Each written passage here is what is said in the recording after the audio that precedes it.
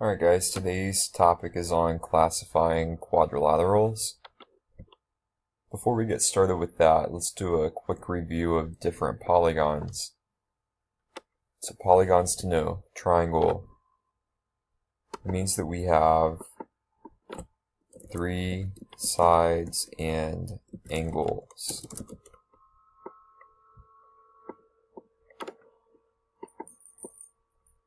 Next is quadrilateral. Four sides and angles.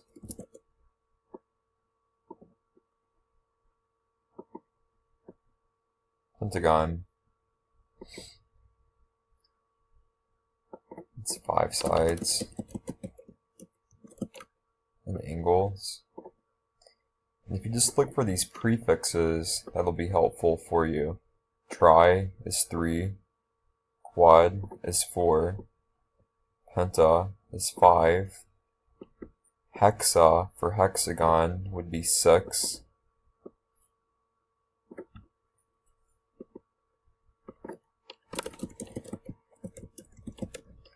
then we have the heptagon.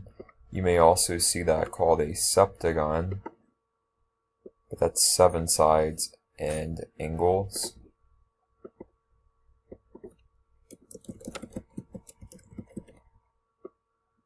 Then we have octagon. So octa would be the prefix. That's 8 sides and angles.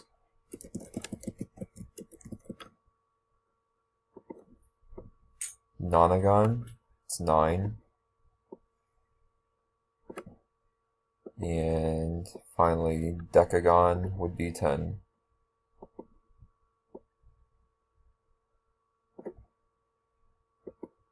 So over here on the left side, I put some shapes. We're going to match those up with these different polygons on the right.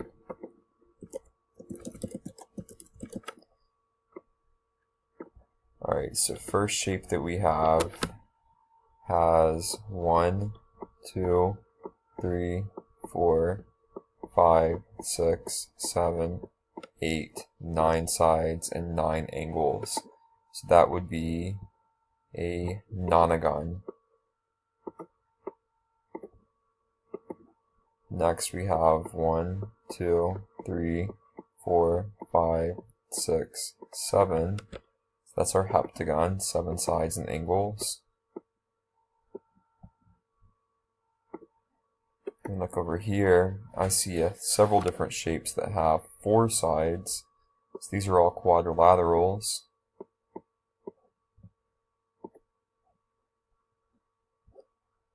Alright, let's look at this star right here. 1, 2, 3, 4, 5, 6, 7, 8, 9, 10. So that's a decagon.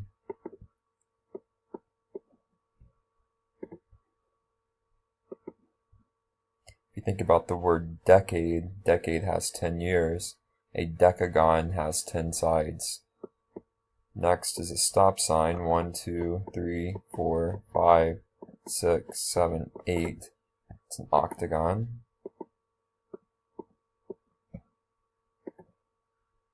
A pentagon with 5 sides. Sorry.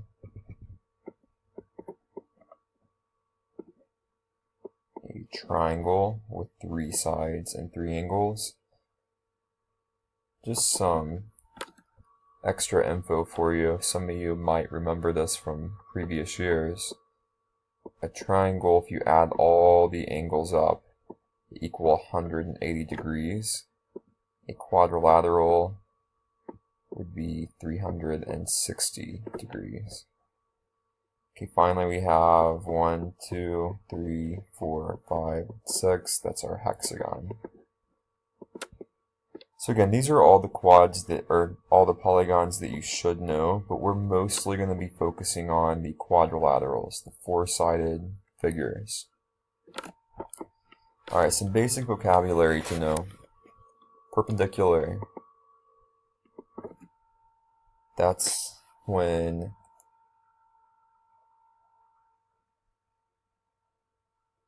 two lines intersect at a 90-degree angle. So the perpendicular means that they intersect at a 90-degree angle. So just a picture to help you visualize that. And whenever you have a right angle, you may also hear it called a right angle, or these perpendicular lines, you will see them put this little square here that represents 90 degrees. Alright, a bisector, that is to cut in half at an intersection.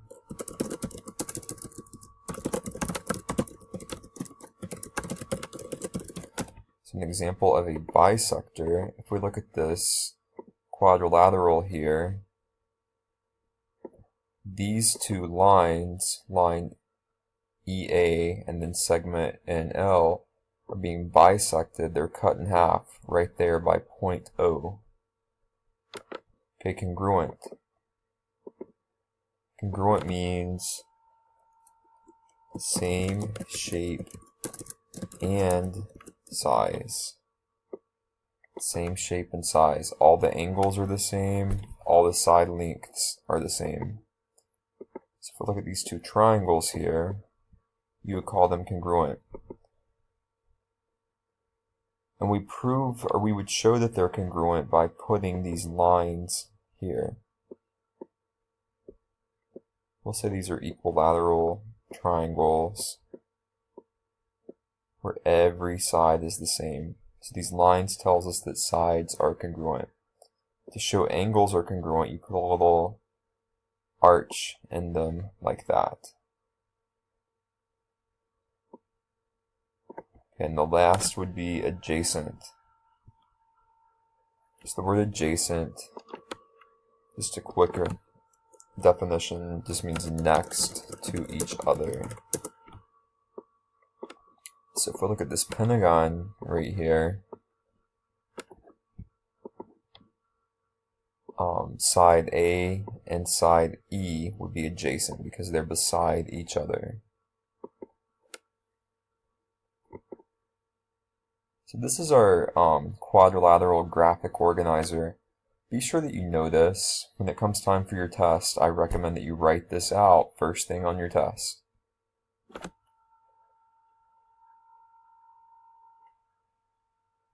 Alright, so we start with quads on top. Then we put parallelograms. And over here, we'll put the trapezoid. So the trapezoid's kind of in a family over here to itself. It's not related at all to the parallelograms. So underneath parallelograms, we have a rectangle and a rhombus.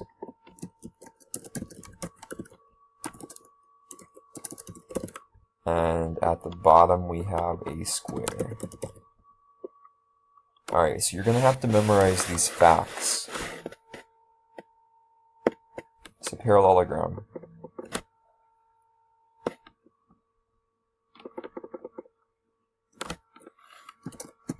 Opposite sides and angles are congruent. Opposite sides are parallel,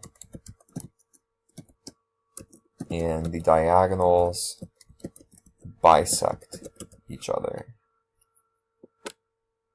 Here's what that means. If you look at the parallelogram that's shown right here, these opposite sides are the same, so this side here is the same as this side over here, and they're opposite of each other. Also, this bottom part here is the same length as the top part, so they're congruent. Opposite angles are congruent. This angle is the same measure as this angle here at the bottom right. So again, that arch tells me that those are congruent.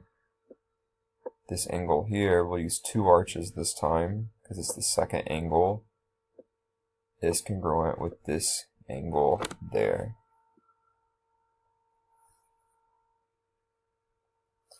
Okay, so we also know the opposite sides are parallel. Should we show congruent lines with these little notches in the lines? We show parallel by putting these arrows. So we'll say we'll put 2 arrows here, 2 arrows here. Parallel means that those 2 lines will never intersect. And these 2 sides are also parallel. Okay, finally the diagonals bisect each other. So what that means is, I'll use a different color here and try to make a straight line. Yeah, that's pretty terrible, but okay, so those 2 diagonals cut each other in half. That means that this piece here would be the exact same length as this piece here. This length here is the same as this length there. So again, you're going to have to memorize these properties.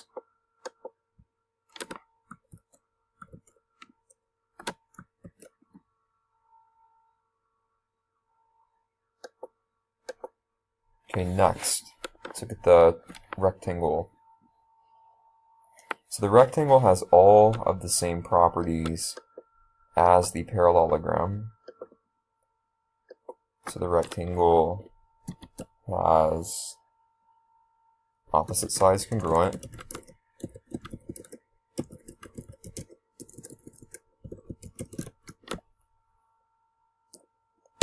This one right here is different. All right angles, so that means all 90 degrees. And this piece here is also a little bit different. Diagonals bisect and are congruent. So again, we share many of the same properties as the parallelogram, except opposite sides are congruent. So this piece here is the same as this piece. This piece here is the same as this piece. So we show that, again, by putting these lines. Those 2 are the same length. These 2 are the same length. We have all right angles. We show that with the little square. That means every angle is 90 degrees. And finally, the diagonals bisect each other.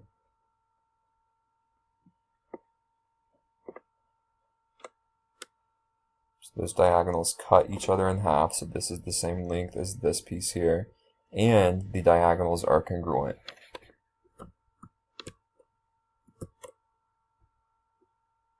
Okay. Let's look at the rhombus. So the rhombus has all sides congruent.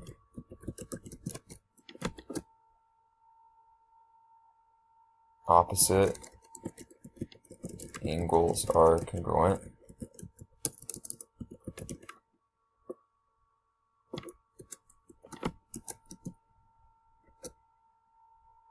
Opposite sides are parallel.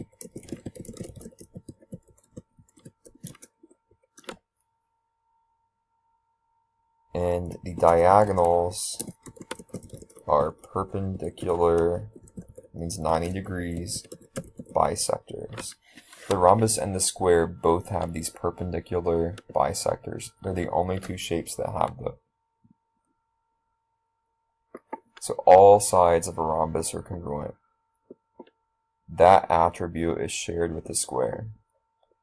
Opposite sides are parallel. So that's parallel with this. Those would be parallel. Same with the rectangle, by the way. The opposite sides are parallel.